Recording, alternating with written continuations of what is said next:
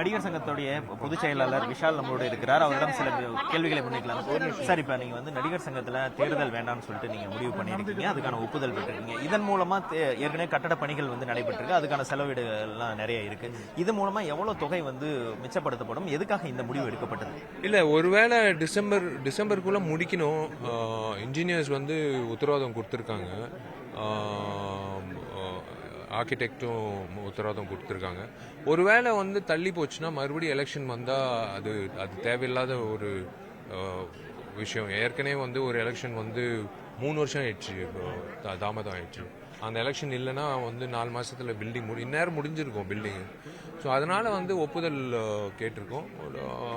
எல்லாரும் ஏகமனதோட ஒத்துக்கிட்டாங்க. கண்டினியூ பண்ணுங்க, இப்போ டேர்மை கண்டினியூ பண்ணுங்க, 3 இயர்ஸ்க்கு கண்டினியூ பண்ணுங்க. இப்போ இந்த ஹேமா கமிட்டி மூலமா இப்போ நிறைய பெண்கள் நடிகைகள் வந்து பேசிட்டு இருக்காங்க, தாங்கள் சந்தித்த அந்த பாலியல் சுரண்டல்கள் அல்லது பாலியல் பிரச்சனைகள், துன்புறுத்தல்கள் பற்றி. இது எந்த அளவுக்கு இப்போ பேசுறது வந்து வருங்காலத்தில் வந்து ஒரு பயனுள்ளதா இருக்கும்னு நீங்க நினைக்கிறீங்க? இல்ல, வெளியில வந்தா தானே ஒரு விஷயம், ஒரு பிரச்சனை வெளியில வந்தா தான் தெரியப்படும்ல. அந்த விஷயம் வந்து இப்போ பூதாகாரமா வெளில வந்திருக்குன்னா அவங்கவுங்க பாதிக்கப்பட்டவங்க வந்து கேட்டிருக்காங்க, சொல்லியிருக்காங்க. ஸோ இது வந்து என்ன சொல்றது, இப்போ வெளியில வந்ததுனால வந்து எல்லாரும் இப்போ ஒரு பயத்தில் இருப்பாங்க. ஆண்களும் சரி, பெண்கள் வந்து தைரியமா இருக்கணும். அவங்க வந்து அசோசியேஷனுக்கு வந்து கம்ப்ளைண்ட் கொடுக்கணும்னு தான் எங்களோட கோரிக்கை. அசோசியேஷன் நீங்கள் கம்ப்ளைண்ட் கொடுத்தீங்கன்னா அது நீங்கள் மெம்பராக இருக்கணும்னு கூட அவசியம் இல்லை. ஒரு பெண் நடிகை வந்து இந்த மாதிரி ஒரு விஷயம் நடக்குது அப்படின்னு வந்து சொன்னாலே ஆட்டோமேட்டிக்காக இப்போ வந்து ஆக்ஷன் எடுக்கும்.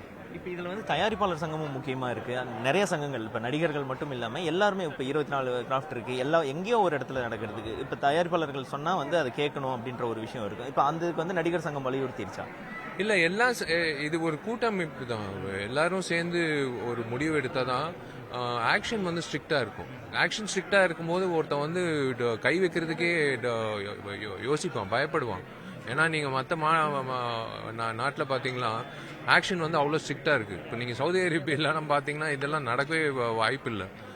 ஏன்னா அந்த அளவுக்கு பயம் இருக்குது. அந்த பயம் உருவாக்குறதுக்கு தான் நம்மளுடைய சங்கத்தில் வந்து அமைச்சிருக்க கமிட்டி வந்து எந்த அளவுக்கு ஒரு ஸ்ட்ராங்காக இருக்கும்னு நினைக்கிறீங்க? கண்டிப்பாக ஸ்ட்ராங்காக இருக்கும். It will be a very strong committee. Suhasini, Rohini madam, every one other கண்டிப்பாக ஸ்ட்ராங் கமிட்டியாக இருக்கும். தேங்க்யூ.